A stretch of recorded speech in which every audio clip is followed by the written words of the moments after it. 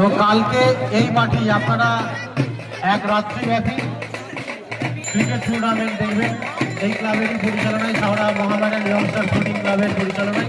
অবশ্যই আপনারা আসবেন, যেভাবে আজকে সারাদিন